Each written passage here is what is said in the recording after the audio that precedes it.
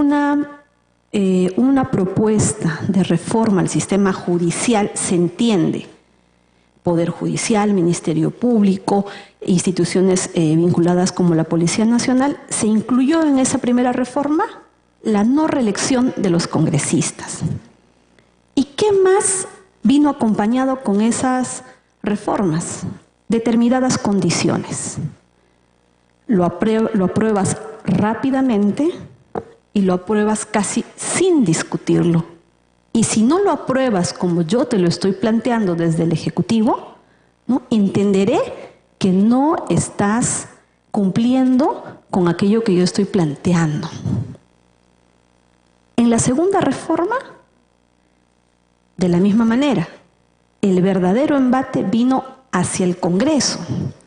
Y en el tercero también, porque lo que finalmente se quiso hacer en la tercera reforma es debilitar lo que sería la inmunidad para los congresistas que tengan que ejercer sus cargos a partir del año 2021. Pero ¿qué más ha sucedido en la realidad de los hechos? En cada una de estas reformas planteadas vino de manera latente y cada vez más creciente una amenaza al cierre del Congreso. Pues se plantearía una cuestión de confianza que sería prácticamente la segunda, así se ha pretendido interpretar, para que diera lugar desde el Ejecutivo a un aparente cierre del Congreso Constitucional. ¿Qué más ha sucedido de manera simultánea? ¿Qué ha sucedido con los congresistas? Lo que ustedes el día de hoy habrán podido conocer también, seguramente, a través de la denuncia de varios congresistas. Hoy, justo cuando los vamos a recibir, se ha difundido en los medios de comunicación la conversación entre varios congresistas que da cuenta que en este Parlamento se está haciendo reglaje, seguimiento y chuponeo. Eso lo hemos conocido hoy sobre un hecho que habría tenido lugar en noviembre, cuando el presidente del Congreso no era el congresista Pedro Olaechea, sino el congresista Daniel Salaverry. ¿Esto es correcto? Que los congresistas, en medio de todas estas galopantes reformas, acompañadas con una serie de amenazas, que los congresistas tengan que ser permanentemente amenazados en el ejercicio de sus libertades y de sus atribuciones? ¿Qué más sucedió en toda esta etapa? Esas condiciones por parte del Ejecutivo de hacerlo prácticamente en un plazo determinado, de emitir las reformas casi sin un análisis profundo que ameritan las reformas constitucionales, han venido acompañados de campañas demoledoras mediáticas, que se han convertido en armas que apuntan a la sien de los congresistas, cuyas municiones son nada más y nada menos que la publicidad que es pagada por el Estado. Podríamos decir que cada escándalo que rodea a un congresista salió porque fue producto de una investigación o porque fue producto del reglaje al que hemos sido sometidos en estos meses. Debo poner en conocimiento un hecho que acompaña al reglaje del que habría sido objeto el congresista Velázquez Quesquén, el congresista Miguel Ángel Torres, la congresista Letona, ¿no?, y la congresista Bartra, presidenta de esta comisión. Quien habla, y el congresista Segundo Tapia, ejercimos el cargo de vicepresidentes del Congreso en la gestión del señor congresista Daniel Salaverry, en cuya gestión prácticamente el gobierno del señor Martín Vizcarra también gobernaba en el Congreso, porque era evidente que no hubo una defensa institucional del fuero parlamentario. ¿Qué ocurrió en esa etapa? Quien habla y el congresista Segundo Tapia fuimos objeto de reglaje, seguimiento y amenazas sistemáticas. Congresista. Muchas gracias, presidenta. Cuya documentación le voy a hacer entrega a la presidenta para que de manera formal le haga llegar a los integrantes de la comisión para que pueda ser evaluado como hechos concretos que han limitado el ejercicio de las libertades de los congresistas. El congresista Segundo Tapia sorprendió a un efectivo policial haciéndole reglaje en este Parlamento. Lo denunció y lo comunicó al presidente de la República, al ministro del Interior, a todas las autoridades. Lo comunicó al presidente Daniel Salaverry para que adopte las acciones, porque en primer lugar En el Congreso no se puede hacer chuponeo, no se puede hacer seguimientos y el reglaje en el Perú es un delito. El congresista Salaverry se negó a interponer las acciones ante las autoridades competentes. ¿Y qué podemos esperar de las autoridades cuando se hizo la denuncia? Este efectivo policial en ejercicio, en funciones al que se le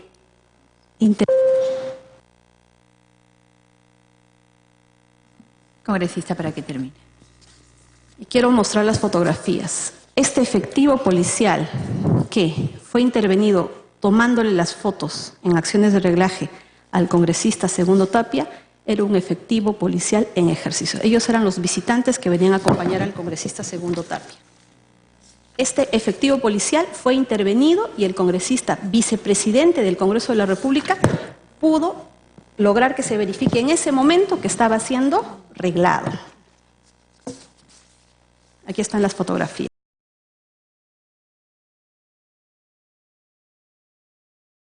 De estas acciones de reglaje, pero que el jefe de seguridad interna del Congreso sí se había comunicado con él. ¿Qué podríamos decir? ¿Hay justicia en el Perú? ¿Este efectivo policial ha sido sancionado e investigado penalmente? No.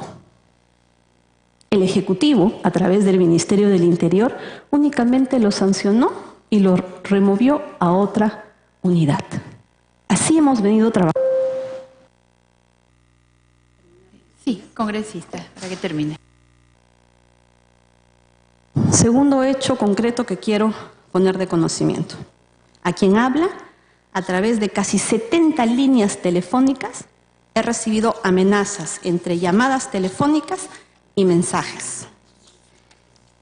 He interpuesto una denuncia penal al Ministerio Público para que se identifiquen a cada uno de estos números telefónicos por las amenazas sistemáticas que he recibido en el mes de abril, aproximadamente por un mes, y lamentablemente las autoridades hasta este momento no han adoptado las acciones correspondientes. 70 líneas telefónicas aproximadamente, llamadas y mensajes de manera sistemática en la madrugada, en la noche. ¿Se podría decir que son 2 o 3 personas que decidieron amedrentarme? Yo he puesto la denuncia y ante la policía, ante la DIVINCRI, he responsabilizado al gobierno del presidente Martín Vizcarra porque este tipo de acoso con amenazas no lo hace cualquier persona.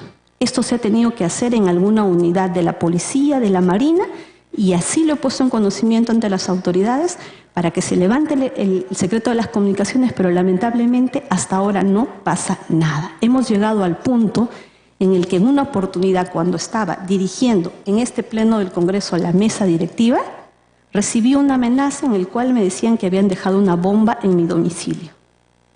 Ese caso incluso había sido objeto de una sentencia en un extremo de la denuncia. Entonces, ¿qué significa, señores miembros de la Comisión de Venecia? Que los congresistas no hemos podido en este tiempo ejercer nuestras libertades y nuestras atribuciones. Y lo que tenemos acompañado son campañas mediáticas dirigidas para atacar a uno por uno a los congresistas en esta etapa, diseñadas exactamente en fechas neurálgicas. No nos permiten ejercer nuestras atribuciones. Hemos llegado al punto de cuando se quieren elegir a los miembros del Tribunal Constitucional con prácticas de reglaje, de chuponeo, el día de hoy se ha pretendido desmerecer a varios congresistas de este Congreso de la República. Yo entrego esta documentación para que se haga una valoración de hechos y del debido ejercicio de las libertades, cuando lo único que hemos hecho es mantener una posición de denuncia constante ante los casos de grave corrupción que comprometen a la empresa Odebrecht y que sí han comprometido a varios gobiernos e incluso a este gobierno que ha emitido reglamentos a una ley que ha favorecido a esta empresa en el pago de la reparación civil en perjuicio del Estado peruano. Muchas gracias, señora presidenta.